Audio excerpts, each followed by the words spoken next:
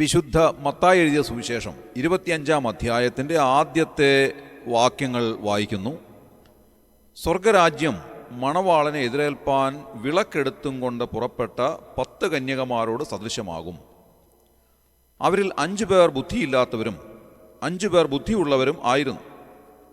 ബുദ്ധിയില്ലാത്തവർ വിളക്കെടുത്തപ്പോൾ എണ്ണയെടുത്തില്ല, ബുദ്ധിയുള്ളവരോ വിളക്കോടുകൂടെ പാത്രത്തിൽ എണ്ണയും എടുത്തു. കർത്താവ് തിരുവായി മൊഴിഞ്ഞതായ ഈ ഉപമയിൽ ബുദ്ധിയുള്ളവരെയും ബുദ്ധിയില്ലാത്തവരെയും വേർതിരിച്ച് കാണിക്കുന്നതായ ഭാഗങ്ങളാണ് ഉള്ളത്. ആരാണ് ബുദ്ധിയുള്ളവർ, ആരാണ് ബുദ്ധിയില്ലാത്തവർ? ഈ ബുദ്ധിയുള്ളവരെയും ബുദ്ധിയില്ലാത്തവരെയും ദൈവവചനം വളരെ കൃത്യമായി വേർതിരിക്കുന്നുണ്ട്. ലോകത്തിൻ്റേതായിട്ടുള്ള മാനദണ്ഡങ്ങളിലല്ല എന്ന് മാത്രം. നിലവിലെ സാഹചര്യങ്ങളനുസരിച്ച് നമുക്ക് ആരോടും പറയാൻ സാധിക്കയില്ല നിങ്ങൾക്ക് ബുദ്ധി കുറവാണ് എന്ന്. പഴയ രീതികളൊക്കെ അനുസരിച്ചാണെങ്കിൽ ബുദ്ധിയില്ലാത്തവർ അല്ലെങ്കിൽ ബുദ്ധി കുറവുള്ളവർ പഠനത്തിൽ പിന്നാക്കം പോകുമായിരുന്നു. അങ്ങനെ ബുദ്ധിയില്ലാത്തവർ പല ക്ലാസ്സുകളിലും പരാജയപ്പെടുമായിരുന്നു. അതുകൊണ്ട് തോറ്റ് ആ ക്ലാസ്സുകൾ തന്നെ പിന്നെയും പഠിക്കേണ്ടതായിട്ട് വരുമായിരുന്നു. എന്നാൽ ഇന്ന് സ്ഥിതിയെല്ലാം മാറി. ഒരു നിലയിൽ ബുദ്ധിയില്ലാത്തവരാണെങ്കിൽ മറ്റൊരു തലത്തിലവർ ബുദ്ധിയുള്ളവരാണ് എന്നുള്ളതായ ഒരു കോൺസെപ്റ്റിലേക്ക് വന്നിരിക്കുന്നത് കൊണ്ട് ആർക്കും ബുദ്ധി കുറവാണ് എന്ന് പറയുവാൻ സാധ്യമല്ലാത്ത ഒരു സാഹചര്യത്തിൽ വന്നിരിക്കുന്നു. അതുകൊണ്ട് ആരും പരീക്ഷകളിൽ പരാജയപ്പെടുന്നില്ല, എല്ലാവരും വിജയിക്കുകയാണ് ചെയ്യുന്നത്. അതാണ് ഇന്നത്തെ ഒരു നില എന്ന് പറയുന്നത്. ഇത് പറയുമ്പോൾ എൻ്റെ മനസ്സിലേക്ക് ഒരു ഫലിതം ഓർമ്മ വരികയാണ്. ഒരു കമ്പനിയിലെ തൊഴിലാളികളുടെ ഒരു മീറ്റിംഗ് വിളിച്ചുകൂട്ടി അതിൻ്റെ അധികാരികൾ അവരോട് ചില കാര്യങ്ങൾ സംസാരിച്ചുകൊണ്ടിരിക്കുകയാണ്.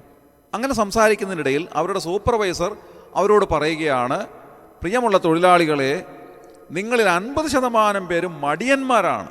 ശരിയാവണ്ണം ജോലി ചെയ്യാൻ നിങ്ങൾക്ക് താല്പര്യമില്ല. അങ്ങനെ 50% പേരും ശരിക്കും മടിയന്മാരാണ് എന്ന് പറഞ്ഞു. അപ്പോൾ അവിടെ സന്നിഹിതരായിരുന്ന തൊഴിലാളികൾ എല്ലാവരും ഒരുപോലെ എഴുന്നേറ്റു. അവർ ബഹളമുണ്ടാക്കി. ആ പറഞ്ഞ പ്രസ്താവന പിൻവലിക്കണം, അത് തിരുത്തി പറയണം എന്ന് പറഞ്ഞു.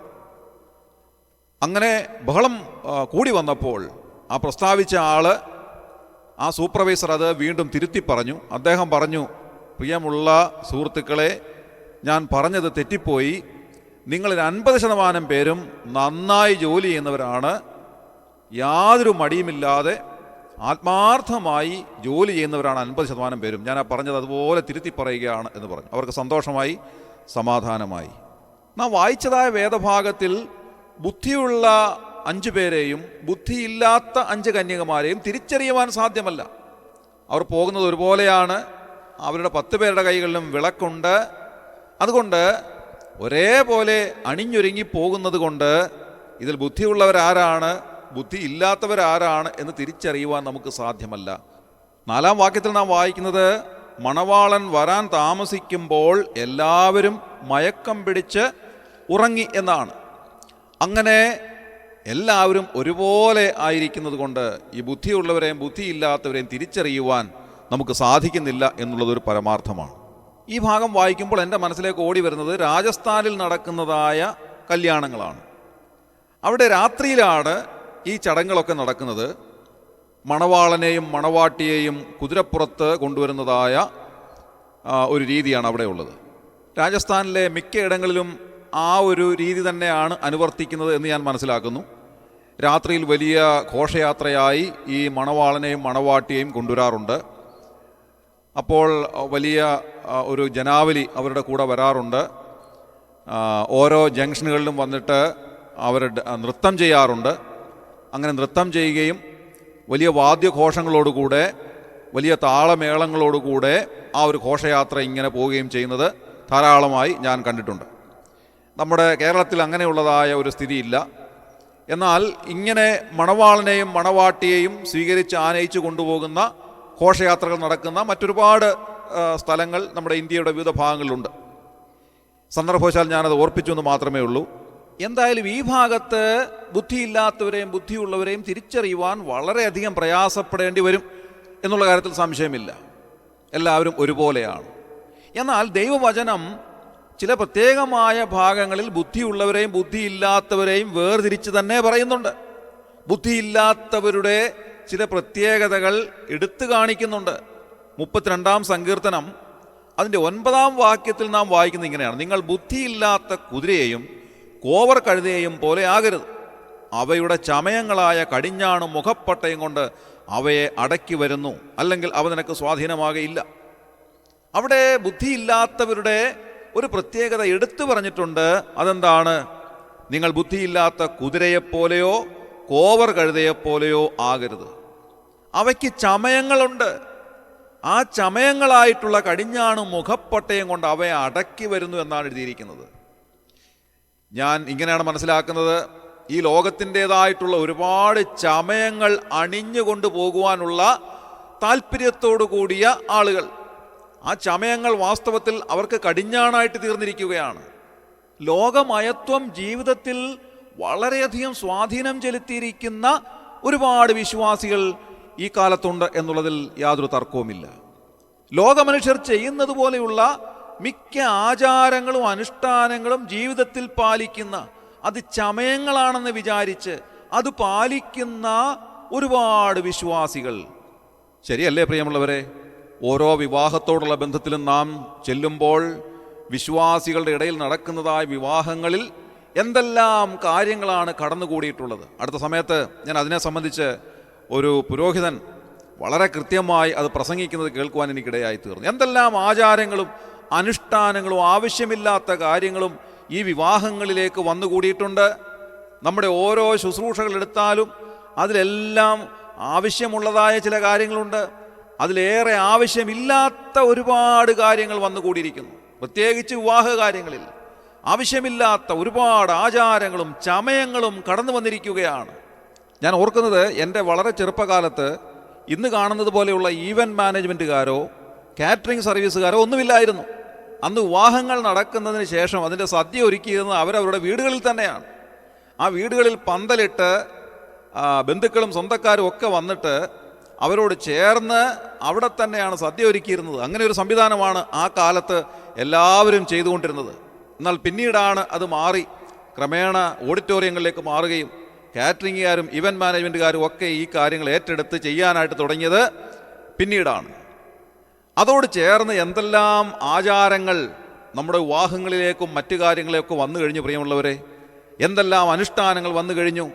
ഇപ്പോഴത്തെ തലമുറ കാണുന്നത് ഈ കാര്യങ്ങളാണ്. അവർ വിചാരിച്ചു വച്ചിരിക്കുന്നത് ഇതൊക്കെ തന്നെയാണ് വിവാഹം, ഇതൊക്കെ തന്നെയാണ് ശുശ്രൂഷകളെന്ന് അവർ മനസ്സിലാക്കുകയാണ്.